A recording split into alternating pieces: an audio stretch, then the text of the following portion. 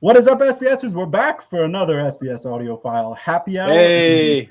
Here with my normal crew that I always am. We'll go around and introduce each other, and then we'll talk a little bit about what we have on tap for this evening. But to my right here, I guess, that would be the Larry Magoo. Larry, how are you this evening?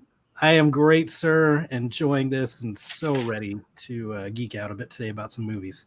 Excellent. We are going to really geek out tonight. And Ed, you're below me. This is our Director of Technology. Ed, how are you this evening? Doing grand, Nick. Thanks for having me. Always a pleasure to have your knowledge as part of the show. And of course, we have our president, Gary Yakubian. Gary, how is your evening going tonight? I'm telling you, it's a highlight of my week. I'm looking at all these positive comments and I'm feeling all this positive energy from the SVS community. So happy to be here for our happy hour. And we'd love to see the locations. Burlington, I saw there, Vermont, which is actually great. Long Trail. That's what I have in my glass tonight is a Long Trail from the Vermont area. So cheers to Burlington. I saw New Hampshire, New York.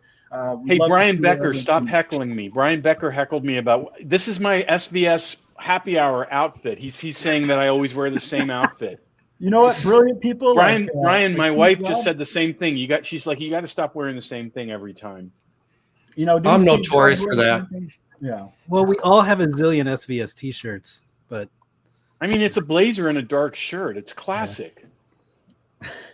Well, for anyone who is joining us for the first time, we do talk about more than fashion. So tonight, we always have 4 great giveaways. And to be eligible, all you have to do is leave a comment and or a question. And our man Vince from the team will be working behind the scenes. He'll pick names at random. We'll announce them live on the air, and then we'll take care of shipping to you within the next day or two after we've announced the winners and gotten that all taken care of. And Larry, I'm pretty sure you are on tap with what the prizes are for tonight. Is that correct? yeah, I believe that's what I have right here, but I have them processed to memory too. So the 4 giveaways, we're going to start off with a pair of Prime bookshelf speakers. So somebody's going to get a pair of those. An SB 1000 Pro subwoofer, a pair of Prime wireless speakers, and then to finish off the night, it's going to be a PB 1000 Pro with a set of the SoundPath subwoofer isolation system to go with it as well. So got a lot of great prizes tonight. So, nice. You know, it comes back to me that our technology platform was kind of hiccuping last time. And when I watched it, the next day, Nick, you were announcing how much in total prizes we had given in our happy hours since the start of doing this, which was at the beginning of COVID. And it was almost $100,000 worth of prizes, right? Something like that gets us a little bit closer tonight. We were just over 80,000 last time, and that was 124 prizes we had given away, roughly totaling about $100,000. So I think we'll actually eclipse that. If not today, then the next broadcast. So we're just super excited to be able to get more people gear from us and listening and you know, to whatever we can. So I think it's great. I mean, that's part of what makes these so fun. Yes. You know what else makes it fun? I'm seeing lots of comments from Maryland and Northern Virginia, which is my home base. So it's I'm stoked to see my home. Maybe it's your audiophile group friends out there. I know you got an audiophile group that's very active in that area, so it could be some of those members. They're great, actually. They're a really unsnobby audiophile group. It's the DC area. I don't know what they call themselves, but he won't accept anyone from outside the DC area. It really is local, which is kind of cool. Yeah, I think they're the DC Audiophile group. They're one of the Facebook groups and great folks that I know you've spoken to before. So we also have an awesome guest tonight. His name is Todd Anderson. He's the founder of AV Nirvana. He's worked with Home Theater Shack as well. We're going to bring Todd out in about 10, 15 minutes after we've gotten through our normal. Todd's in Maryland as well. Here.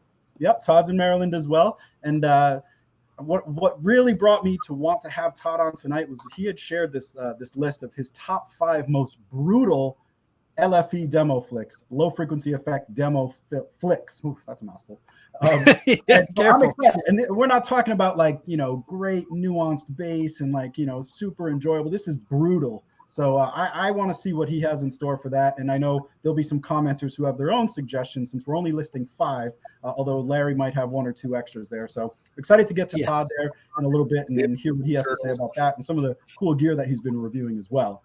But before we do that, we have our little tradition of going around and making recommendations for what we've been tuning into lately. And Ed, I think I'm going to start with you first. And why don't you share what you've been listening, what you've been watching, recommendations for the good people. Well, we just finished a Netflix series called Shadow and Bone. I was kind of lukewarm on the first episode, and I honestly I warmed up to it. And I think one of the reasons why, I can't remember the character's real name, but he played Billy in The Punisher. And man, you know, he really brought it in this series, and I think he salvaged it. So, you know, I'll give it a solid B. I enjoyed it. And now we're starting another Netflix series, Hit and Run. So the audience is out on that a little bit. I've only seen one episode, but it's pretty good so far. It's kind of like the Jason Bourne trilogy type feeling to it. Cool. Very cool. Larry, we're going to kick it to you next. What do you got for recommendations? I've been really bad about watching stuff, but just keeping up. You know, NBA season's almost here. You all know I'm a huge Mavericks fan. Whatever corner I need to point to, have that coming up. NFL's going now. But this week I've been most excited because I got a new CD, actually a collection of CDs. This is the Metallica Blacklist, and it was just released, and it's the 30th anniversary of the Black Album. But there's 52 covers on here over 4 CDs, so it's pretty massive of that entire album. All genres are represented, so it's really cool. I've got that. And then my band that you all know out of Dallas that brought my wife and I together, Flicker Stick, just announced a CD that went up for order Tuesday called When We Were Young, and I ordered 2 of those. I'm pretty stoked for that too. And yeah, football this weekend. I love how you mentioned Flicker Stick in almost every single broadcast we have here. I think hey man, I'm helping them out. I love that band. That's great. If it weren't for them, I would not have met my wife. So here we are, nearly 20 years later. Kudos to them. Kudos to you. And Gary, I don't know if you're watching the comments, but you were on the fence about recommending this one show. But I've seen about 8 people come by and say the name of it. So what is your recommendation this week?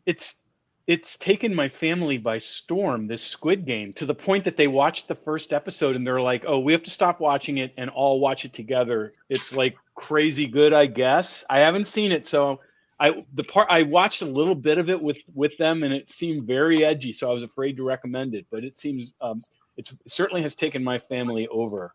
So what is it? Explain it. I'm so curious. I haven't watched it. I can't explain it other than to say my family's become completely hypnotized by it. It's on Netflix, and it's in the top 10 of Netflix. So it's certainly, we're not the only ones watching it. Well, then we'll be checking it out. Yeah, check that one out. And then I did actually see another comment. Somebody, what I was going to recommend, the new Casey Musgraves came out since our last show, and I actually think it's a stiff. I don't think it's very good at all. Not interesting. It's boring, I think. Now, I'm sorry, I'm going to tell you guys what I think.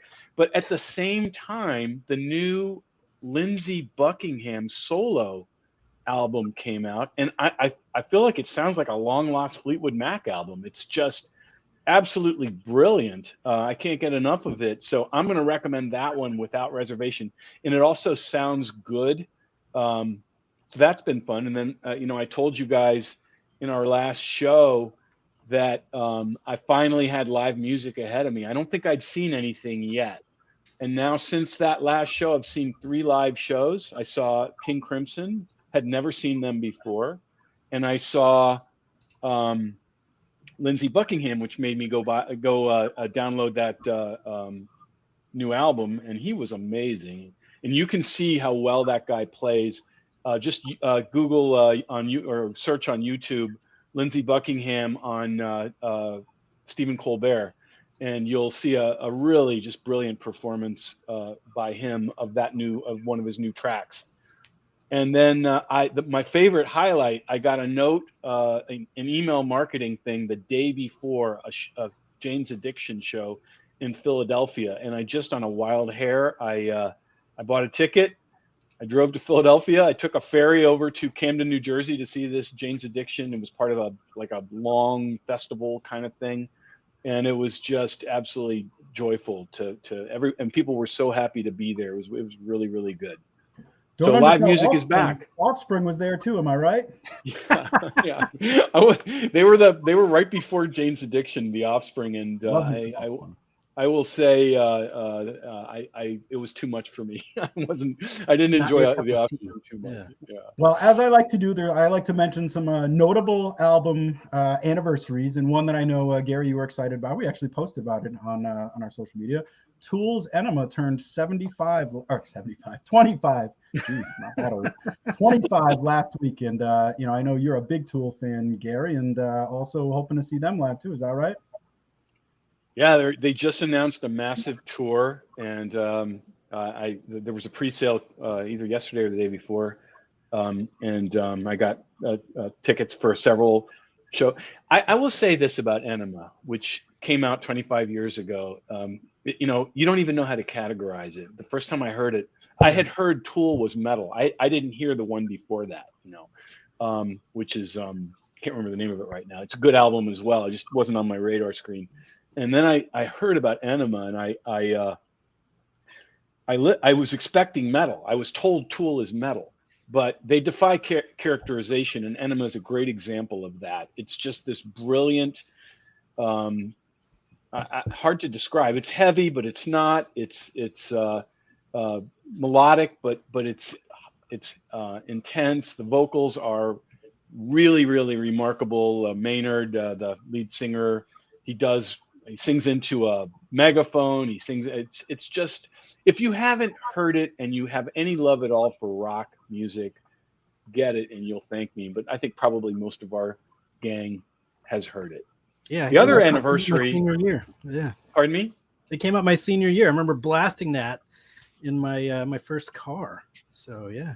It's good stuff. And then the other anniversary, which is probably arguably more important, was the 30th anniversary.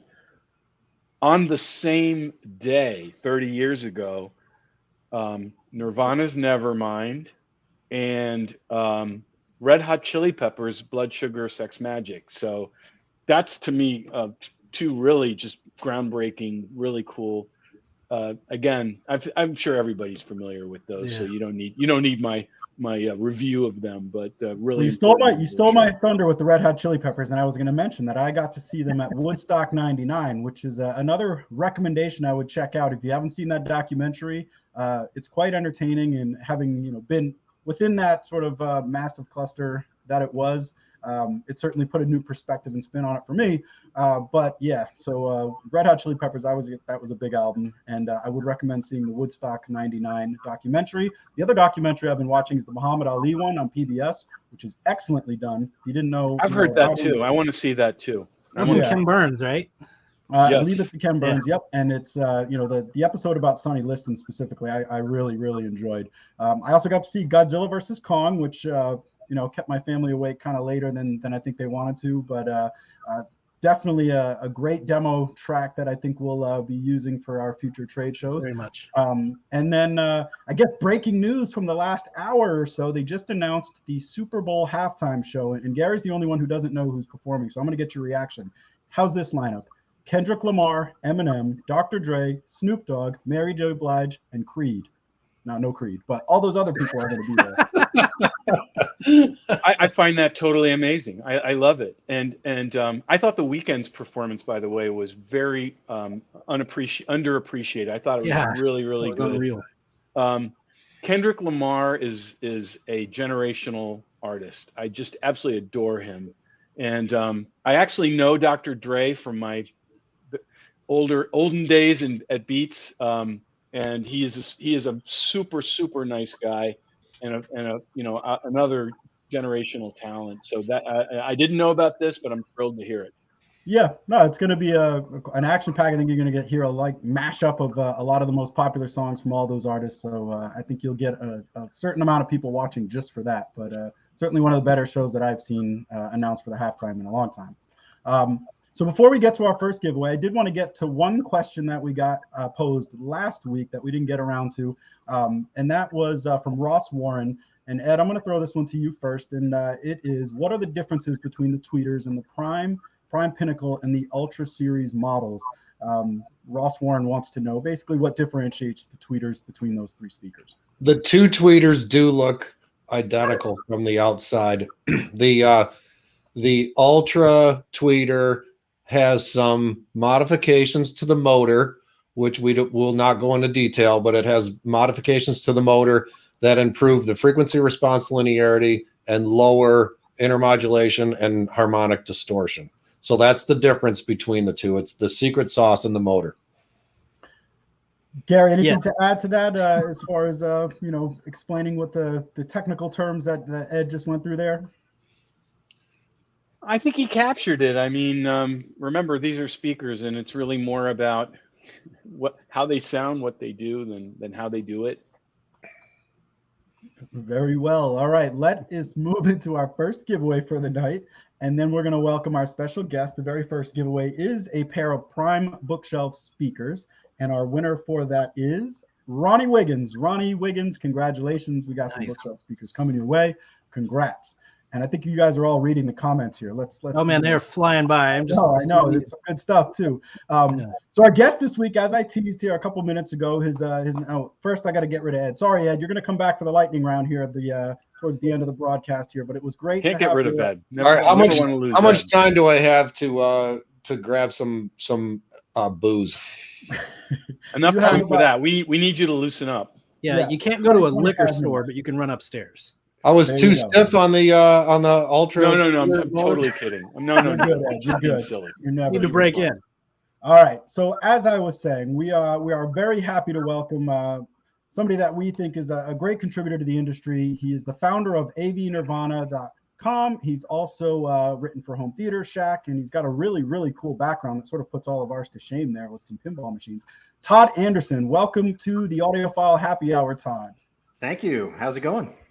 Oh, it's going excellent. And as we were just going through our recommendations, I do like to welcome everybody and ask them, if you have any things that you might want to recommend to the folks. I know you're a reviewer and you get lots of Blu-rays in. So what have you been tuning into lately that might be worth music-wise, the new Bleachers album is really good. And Gary, you were saying you just went out to a show out in New Jersey. I went and saw them last week at the Anthem down in DC. Jane's Addiction?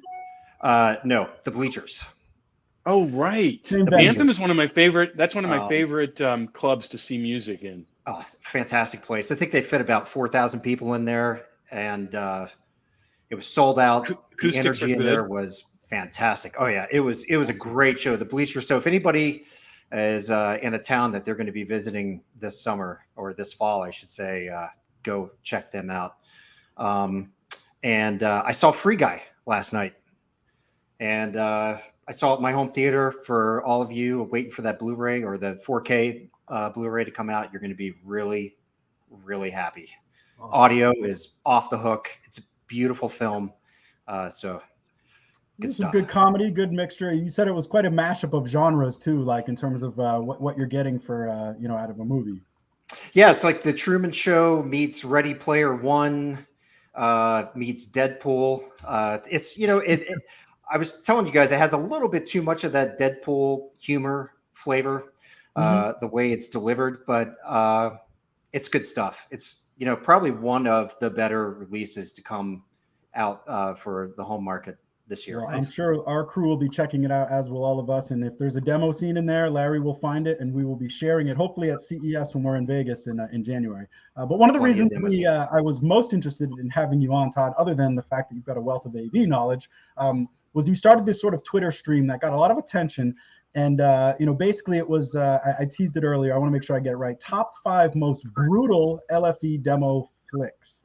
And I think that could go in some different directions. So I wanted to kind of get your take on what those 5 were, and then maybe have a little dialogue. And then I wanted to get some questions about technology too. But why don't you kick it off with starting from number 5, and then maybe even a little bit of why you did this in the first place. Yep. Yeah. And just to clarify, most brutal LFE demo. The key word there is demo. So this isn't like the loud boom, boom, movie that's going to like wreck your house for an hour with just crazy bass that doesn't sound all that nuanced. This is more of that nuanced, hard hitting bass.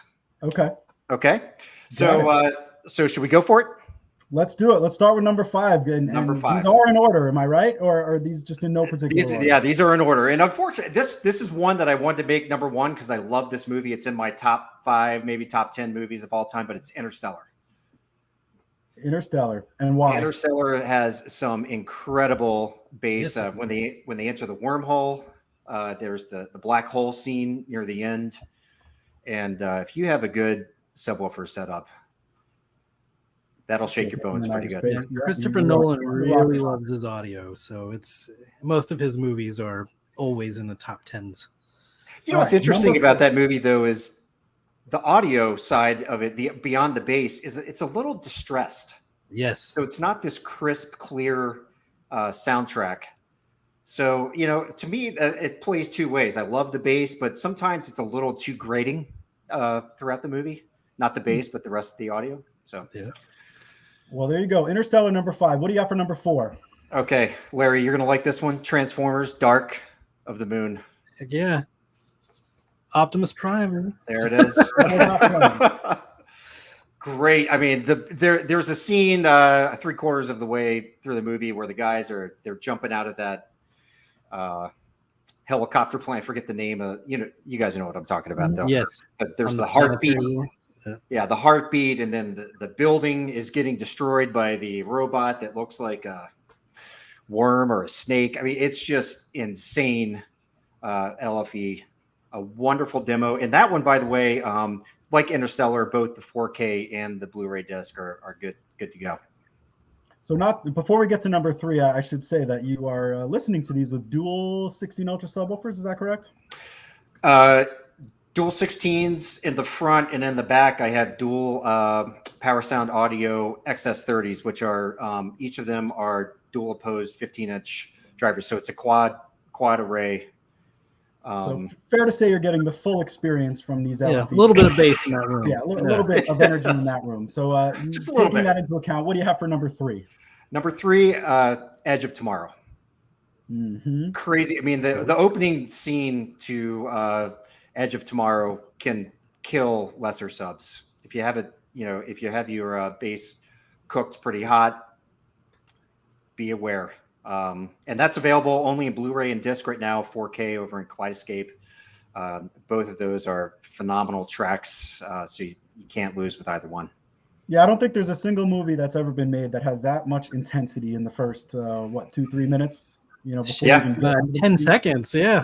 10 seconds. It just hits you right away, and then the rest of the movie. I mean, there's plenty to go around as you dig through that movie, but the opening scenes are just. So you have that at number 3. So now we're getting into the top 2 here. What do you have for the second most brutal LFE demo? One of my favorite demo. I use this in a lot of reviews. It's Deepwater Horizon. I mean, if you've seen the movie, we all know what happened to the Deepwater Horizon. But it's actually not painful. I find it to be like just aggressively too assaulting in my eardrums. I don't know. It's really intense. I can't enjoy it. You're not meant to enjoy it. Exactly. Probably not meant to enjoy it.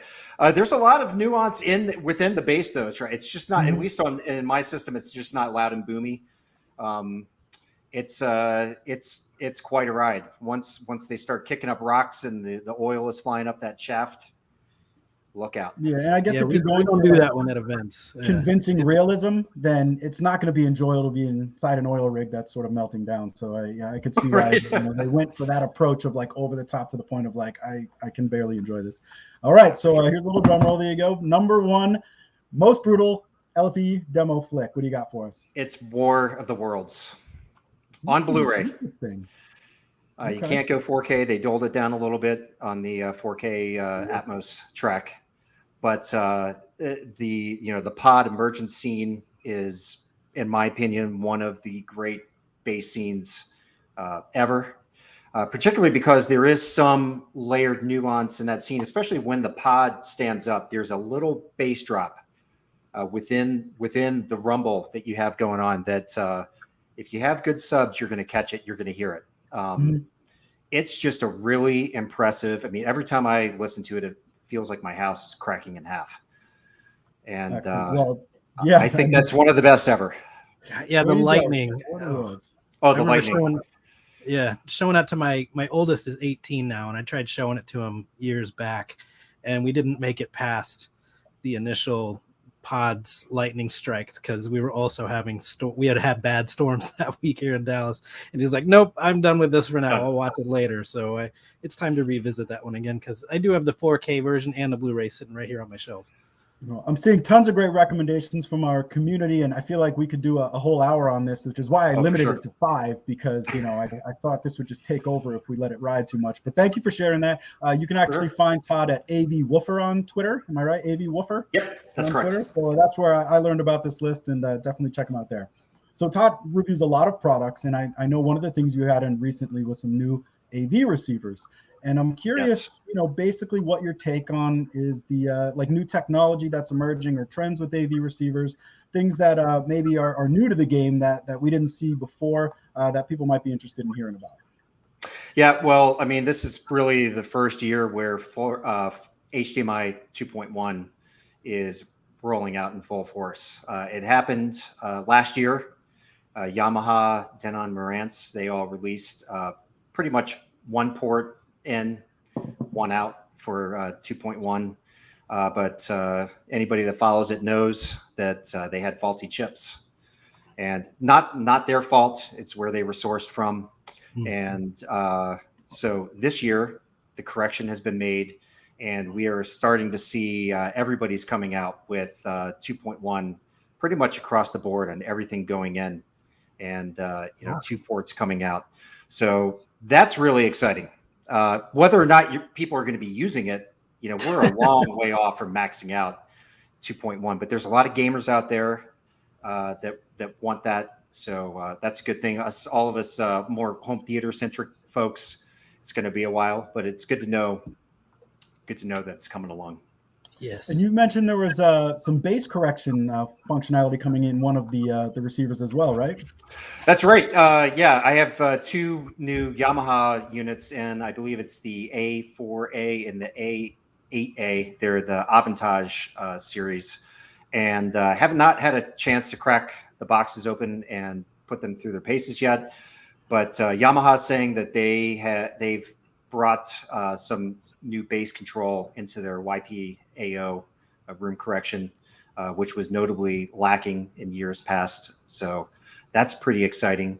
They also have something called, I believe it's called Surround AI, which is brought into the DSP side of things inside the receiver, and it's intended to make things sound more realistic and impactful. So very curious to check out what's going on with that. It's good to see Yamaha putting up a good fight, because as we know, a lot of people are amped up about bass control and subs. For a long time, Odyssey kind of ruled the roost, and then D-Rack has come along.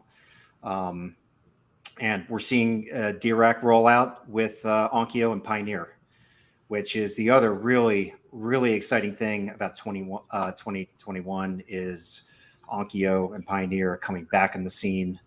They were pretty much absent last year. It sounds like largely thanks to that. Was it AKM that had the fire in their factory? Yep. The chip. Yep. So they had some delays, probably saved them from installing HDMI 2.0, the faulty boards in their gear. So they've since been sold. Onkyo Home Entertainment is now owned by Vox, which is really great because Vox has a lot of money. And just talking to the guys behind the scenes, they're really excited about where they're going to be able to take this. And, for all of us, for the consumer, it's great to have a diversity in options. It would have been a terrible thing to see Onkyo and Pioneer disappear.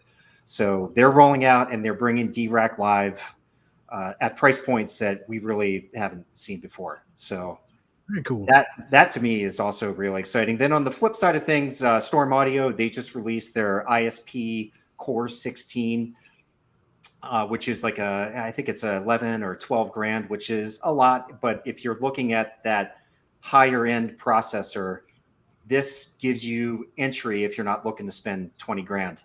And what's really cool about this is, a lot of brands will build up from the 5 to 6K price point to get into that 10K price point. Storm Audio is actually trickling down, dumbing down a little bit, not really dumbing down, but they've taken away a couple things here and there and making some things modular so they can get the gear down into that price point. And that was just announced about a week or two ago. I'm hoping to have one of those in for testing, but I think that one's going to make a lot of waves. It's going to be a product that a lot of people are going to be excited about. It's a lot of fun toys, and it's exciting to hear Yamaha has kind of changed some things out, because one of my struggles there is they never had top middle for Atmos, and there's a lot of people that use that. So that was why I tend to recommend the Denon or Marantz product over them in that case. Mm-hmm. So Todd, a commenter asked what headphones you're using real quick. The Oppo PM1s. Okay, there you go, Larry. Can't get them anymore. Larry Stugel. Yeah, another Larry. I saw it too. Yeah, these are long gone, I guess. I don't know. Maybe you could dig up some on eBay.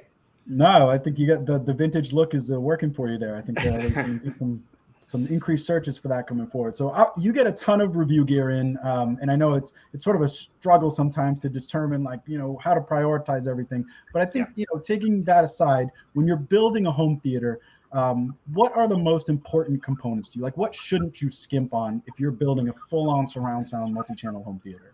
Well, I mean, for me, it comes down to in terms of speakers, I think it's okay to go more budget on the speaker, because you can put just about any speaker in a good position to sound pretty good. But subwoofers are the things that, looking back, at least in my past, my journey through the hobby and things that I've played around with as a reviewer, I would save coin on and buy a sub that's, worth its weight. You could spin your wheels buying lesser subs, and you'll find yourself being really frustrated. Nick, I know I was telling you years and years and years ago, probably my first home theater iteration, I had some buddies over. We were watching, it must have been, oh gosh, I can't even remember the name of the movie, but there was a deep bass scene, and the subwoofer completely choked, bottomed out. No. And it was just that moment where you're like, oh, that sounded really bad. And there's really nothing like having amazing bass. So I don't know if that answers your question. No, I think obviously that's music to art, but I think more so it shows that that foundational level of low frequency effects and sound just makes up for so much, and it can make your speakers sound so much better, even if they're not actually sounding better. It can sort of raise the level of performance in a way that I think buying really good speakers but a bad subwoofer can't. So I think it's a good point to make. And I think you also mentioned before that if you're buying a TV or a flat screen display, you'll notice some differences and it will be different, but a projector is much less forgiving. Is that fair to say? Yeah, especially when it comes to 4K HDR. And that's, if you're not willing to jump into the JVC higher Sony tier, I personally would stay away from 4K HDR, because a lot of the less expensive projectors, they just don't have the tone mapping capabilities to give you a picture that's pleasant to watch. In fact, I just had someone reach out to me today on Twitter with some questions. They had I think it was an Optima projector, and they were asking me what kind of Blu-ray player, 4K player they should be running. I forget the brand they were running, but they said the picture that they get when they watch 4K is just really dark.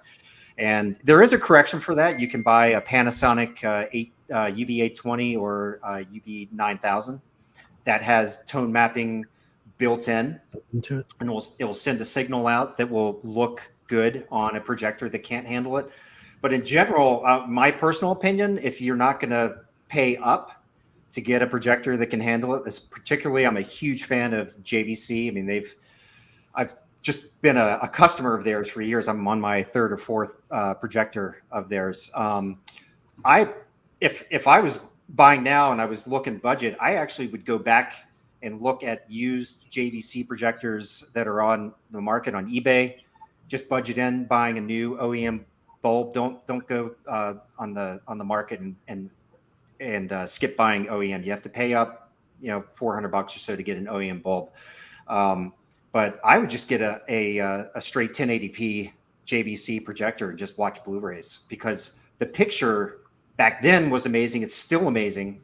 And there's no sense, unless you're going with their current 4K lineup. I just wouldn't invest in 4K projectors from the years past. Yeah. You have access to a lot of new technology, I think, through the site and being able to review. So I'm very curious to know what sort of home theater trends you're noticing, or are you most excited about? Maybe a recent review sort of really got you excited about what the potential is. But I would like to know sort of what your vision of the future and what's exciting to you.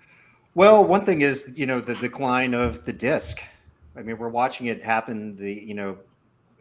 Blu-rays and 4K Blu-rays, they're slowly disappearing out of stores like Target and Best Buy. You can't just say, hey, I want to watch Free Guy. When October 12th comes around, you may stroll on down to Target and it's not there because their movie section has shrunk to next to nothing. So you end up having to order off Amazon.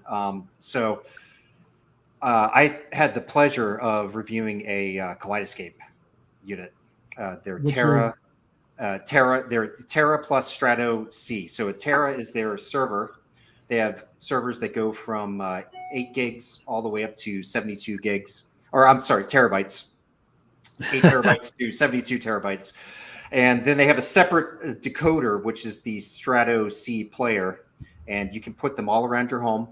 And it basically, that decodes the movie that's stored on the drive. But Kaleidoscape to me was eye-opening because it's expensive. First of all, that's everybody's first reaction to Kaleidoscape is, holy cow, this is so expensive. But what it gives you is access that totally reduces the burden of searching for movies. Nick, I was telling you, you could basically be in your car at a stoplight and say, I want to watch Free Guy tonight, which, by the way, they have a ton of movies that are released on Kaleidoscape before they hit disc. Right now, you can get Inglourious Bastards in 4K, HDR. I watched Free Guy the other night using that equipment. But you could be in your car and you can say, hey, I want to watch Free Guy. You can buy it. And in 12 minutes, it will download the full 4K HDR file to your Terra server. Now, assuming you have gigabit access to gigabit speeds on your internet. But that to me is it's a game changer because you could have friends over. You don't have to pre-buy discs and have them stored. I was in that. I have about a 700-800 disc movie collection, but I found myself buying discs that I maybe didn't want to watch, but I wanted to have on hand in case I wanted to watch them. But with Kaleidoscape, it doesn't matter because you can get the full file. Sometimes it's the file sizes that they have are actually larger than what you can get on disc, and you can have it in your home in a matter of minutes. Yeah, and we've talked about this on the broadcast before, but I think one of the things that really stands out is, people might think, well, why don't you just stream off Netflix or stream off Amazon Prime or whatever? And the quality, when you're watching a Blu-ray disc or, watching off Kaleidoscape, it's completely uncompromised. It's like it's the full experience of what you're supposed to hear and see. And I want to hear your take on that. Yeah, totally. I mean, I think it's a lot more difficult to tell video from a good streaming source apart from a disc. But when it comes to audio, there's a lot of compression. Even audio that's being streamed with Dolby Atmos, it's not what you're getting off of a disc. It's still compressed down.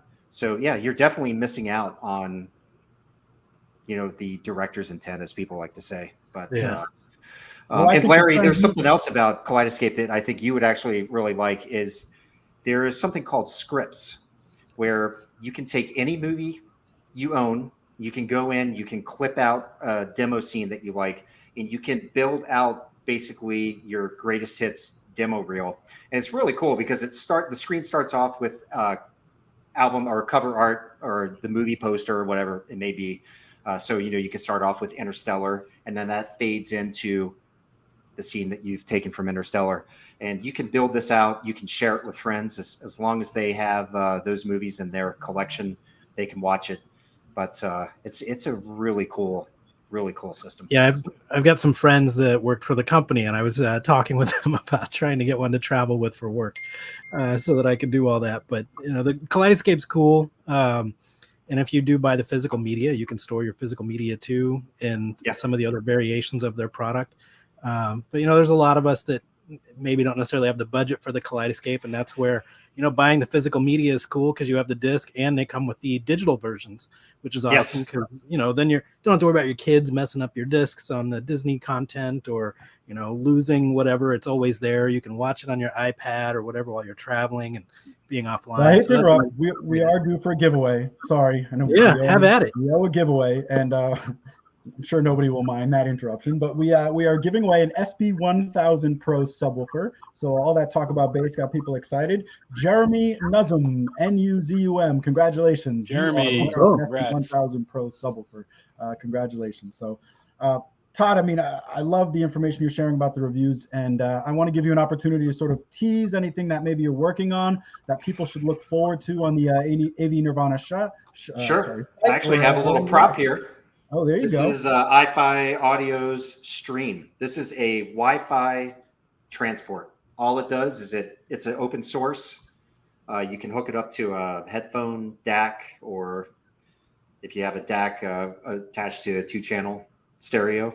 And this thing is totally optimized for streaming audio. And I should have this going live. It's basically all written. So this is going to be going live soon. And after that, we actually have some SVS gear, the 3000 micro sub, and the Prime wireless speakers. I've already demoed that. That was a lot of fun to play around with. That sub is got some kick to it. Very surprising. Yeah, well, you look at it, you're like, that little guy's not going to put. It's a magic trick. Dual 15s and dual 16, dual double 16. That means something coming from you. So we appreciate you saying that. But you're welcome. Sorry, did you have something else? Nope. Great. Well, it was awesome. I did want to ask about the pinball machines because that is your side hobby, right? You're an AV guy. You love audio video. But I mean, not everyone has a row of pinball machines. So give us a quick story about that before we let you go. Yeah. It's just a hobby of mine. I've been collecting pinball machines for 9 years or so. And it's just one of these things that just becomes majorly addictive. And I wish you guys were hanging out here. The basement has gone from a kid's playroom from when my daughters were younger. And now they're pretty much almost out of the house. One is out of the house and the other is getting close. I've taken over. I've built a bar, multiple game rooms, the home theater, and a media room. And I call it the entertainment bunker. You can pretty much get lost down here. But yeah, the pinball has been a passion of mine for quite a while. And I think I've had about 40 machines come in. Do you have a favorite? Somebody asked, do you have a favorite of all time? Not real. I mean, Johnny Mnemonic is one of my I love that one back in the day. Favorites. That one's kind of an under the radar. People call it like a C title, but I really love that. I have some new ones that I'm really getting into. I actually just picked up a buddy of mine, another Todd, out near Clarksville, Gary, which I think isn't all that far from where you are. I'm warning you, I'm better at pinball than I am at Topgolf. So oh, you're welcome to come. We should have you come over and we could do a little playoff for some beer. But you have a little bit of home field advantage. You have a little bit of home field advantage, Todd. I do. Yeah, but I brought a Rick and Morty in today. Oh, there you go. Well, it doesn't look like you're struggling with the empty nest syndrome too much there with the bunker that you've built. So we thank you for joining us. His name's Todd Anderson, AV Woofer on Twitter or avnirvana.com. You can find it, great forum and review site. So Todd, thanks again for joining us this evening. For sure. Thanks for having me. Thank you. I love your take on things. It was great. Really, really good. I saw lots and lots of positive comments about what you had to say. Awesome. Thanks, Gary. Appreciate that. Thank you, Todd. All right, let's bring Ed. Ed, you get your beverage there? You got a nice cold drink for yourself? Yeah, I went back to the Belveni. Looks like he's had one already. Well, Todd ran pretty long, so yeah, I was taking advantage of that and good for you. A little bit. I'm jealous. Cool. Well, we'll do a giveaway in a minute, but I thought this was a perfect question since we did have Gary and Ed on, and this is sort of a very big picture question, so we may stick with this one for a minute. But Dan Witkowski asks, what does it take for SVS to bring a product to market? And Gary, I'm going to start with you. Like, what is the thinking before we've ever even done the first step? You know, how does a product come to be at SVS? There's not a single way, I would say. And the reason I say that is some of it comes from our passion for great sound. And can we, you know, we already have obviously a portfolio of products. How can we do better? How can we extend the, you know, the value relationship to the reference experience? All those kind of things. Sometimes it's that. But you know, I think a very fundamental thing about SVS is we're all, and we were just talking about this on our team call today. It's all about immersive sound. It's about sound that really makes you sit up and take notice and really experience the content, whether it's music or it's movies or gaming or whatever it is. And the other thing is we really want our products to exist and answer a question or fill a hole or a need that no one else is really addressing. And we don't want to just say, oh, so-and-so makes this, we'll make one too. We really try to create something that didn't exist before we created it. So within that, Smith, who you guys have met on the show, Jack Mules, who I don't remember if he's been on or not. Yeah, he's been on once. And some other members of the senior team, we kick it around. We talk about it. We ideate. I'm a big part of the ideation, meaning, and the only reason I say that is not to beat my chest and say, oh, I do this, but more, you don't normally get that at the CEO level. You usually, you know, it's usually taking place in little cubicles somewhere. And it's really, really important to us. So we do the ideation over the course of months or even years. We've absolutely in process of doing that right now with different products and categories. And I'm a guy who's sort of saying, okay, how can we just totally push the envelope on this?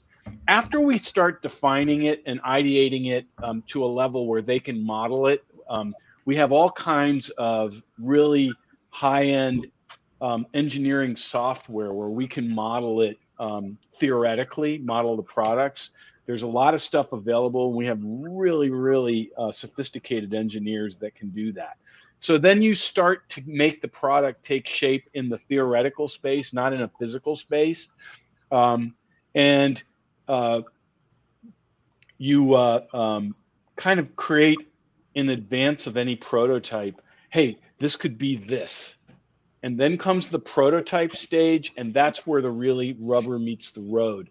Ed is a part of this process as well, especially with subwoofers, because Ed can throw a flag.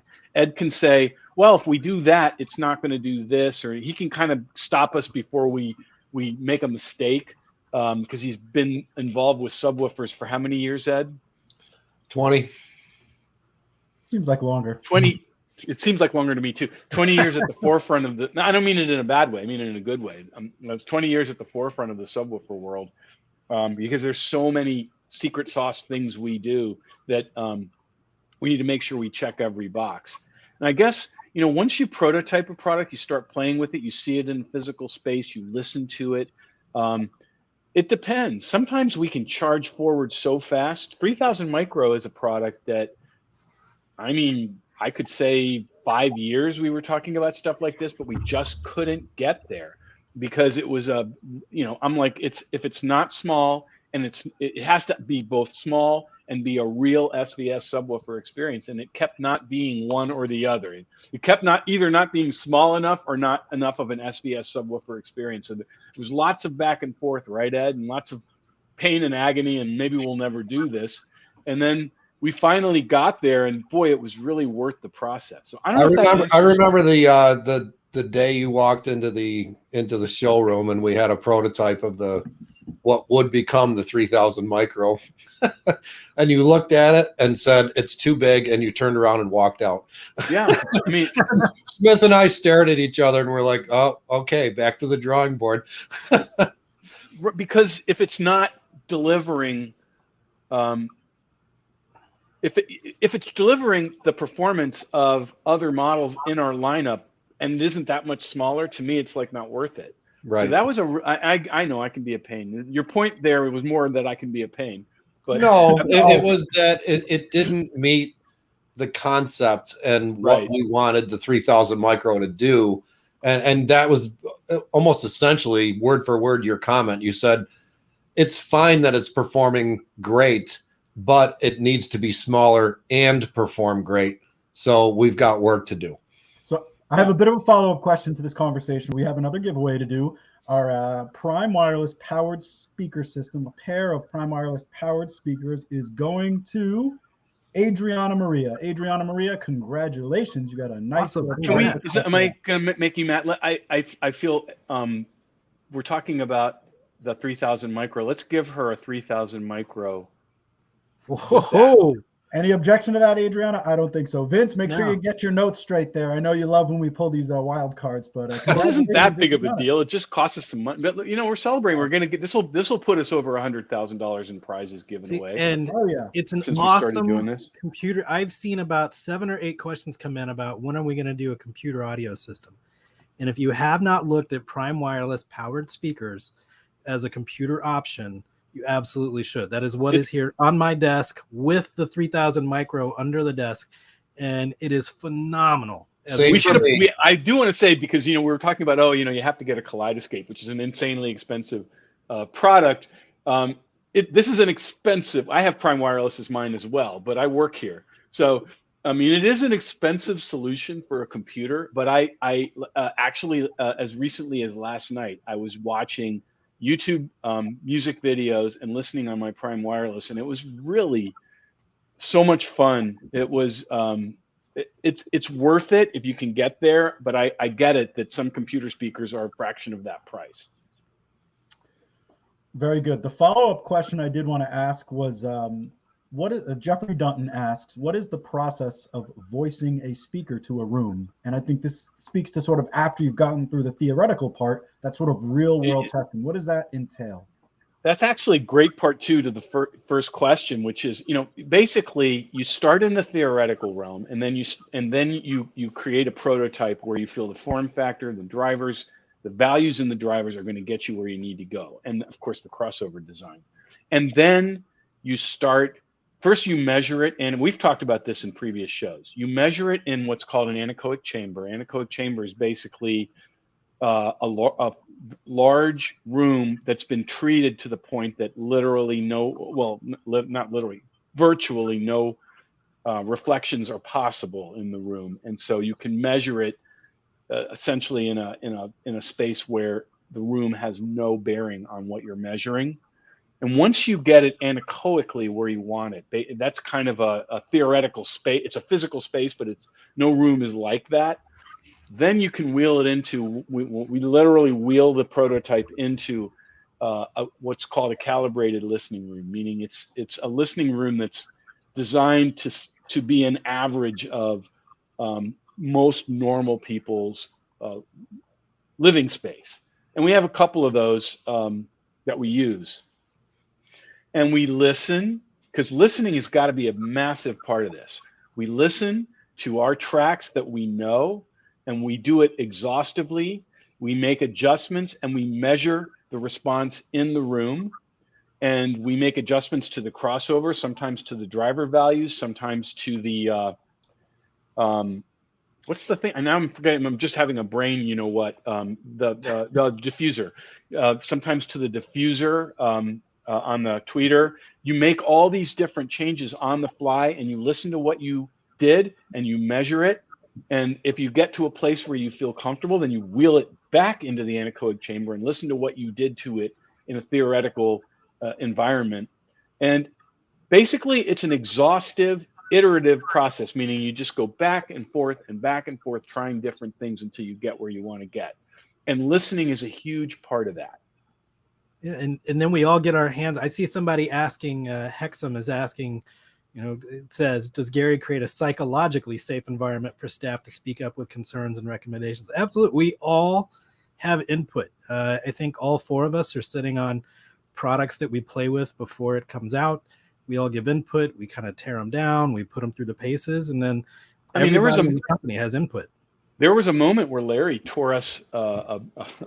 He made a lot of criticisms of a prototype that was pretty far down the path, and it hurt to hear it. But Larry was right, And he wasn't in the design process, but he nailed it. One of the things, I believe is that you need to cultivate an environment where the best idea wins, not the highest ranking person, but the best idea. And we don't have negative consequences to anyone for having ideas that are out of the group opinion. In fact, I encourage thinking outside of the group opinion. We just had an idea today that somebody said, that's just crazy. Literally said, that's just crazy. And I was kind of like, you know what? Crazy is maybe what we need to do. Nobody else is doing this. And it was kind of maybe a funny moment on our team Zoom that we did this afternoon. So I hope that we do cultivate an environment where it's safe to say whatever is on your mind and what you think, and never consequences for having an idea, never. Well, Ed, I miss hearing from you, so I'm going to completely change gears and ask more of a setup question. And James asks, if you put your speakers, your front left and right speakers wider apart, does that create a wider sweet spot? Or is there some sort of algorithm or basically a formula to how wide you should spread your speakers apart? It's a good question, and this kind of speaks to toe-in also. With toe-in meaning if you turn the speakers in and angle them at the listening position. I like to have the speakers, it sort of forms an equidistant triangle, if you will, and have the speakers about the same distance apart as I am from the speakers. In terms of toe-in, I do like to toe the speakers in, not directly on axis, but a little bit past my ears, and I think that gives me great imaging and soundstage. And it's also a little more forgiving of the chairs to the left and right of me, rather than I do the same thing, Ed. Do you? You're he's what you're saying. Just so I know you're not speaking overly technically, but I'll just sort of say it a different way. Toeing in means aiming the speakers towards your ears. If you aim them directly at your ears, you'd kind of be doing it to favor where you're sitting, but anyone else in the room is kind of not. And so what you're saying is you kind of first you aim them at your ears, and then you aim them outwards from your ears a little bit more towards the side walls, and that creates a wider quote unquote sweet spot where a couple of other people in the room are going to have approximately as good of an experience as you do. Yep. So I think that's best practices for a lot of people, because I agree. We do like to watch our systems and shows and everything with people in the room, and you want them to have a great experience too. Great answer. So, totally agree. Question from, I guess I'll say it. She's not there, although the E is a 3, but she's not there. Ask, and this one's for you, Larry. What exactly causes that sonic boom feeling in your chest from a subwoofer? It has nothing to do with the size or the frequency, but it's not the same as a room pressurizing. So what causes and what is, basically that feeling in your chest compressing from a subwoofer? What's causing that? Well, a lot of the times it's going to come from, whatever the director musician put in there for that thump. And, for me, that's a great experience to sit into a room and you don't hear a note. It's more of a ported subwoofer thing. Am I right? Yeah. You don't get as much of that like punch in your chest from a sealed. You might get the room energy, but that punch is more of a ported thing. When you go ported, you're definitely going deeper. You're going louder. I think the biggest perk of a ported subwoofer is at lower volumes. It's more present too, because it does have more output. But whenever you do crank it and really get up there, you're going to take on a room. You're going to feel it in your chest. I think one of the cooler experiences I have whenever I was doing trainings in person with store staff is putting them in a room and pressurizing the room. And the best way to explain it is like when you're landing in a plane. And if you can get that experience from a subwoofer, you don't want it all the time, but it's cool as hell to have it happen. Well, another point is that first of all, I totally agree with you, Larry. That was a great explanation. I would add that even if the content doesn't seem like it has much bass below the threshold of audibility, I promise you there's some there. Yeah. And that's what you're feeling other than hearing. There's even in content that is fairly tame, there's always some bit of very low frequencies that you can't hear but only feel. And that's part of what I think the person is saying when they say that feeling of a sonic boom. Good way to Well, end the show, Nick.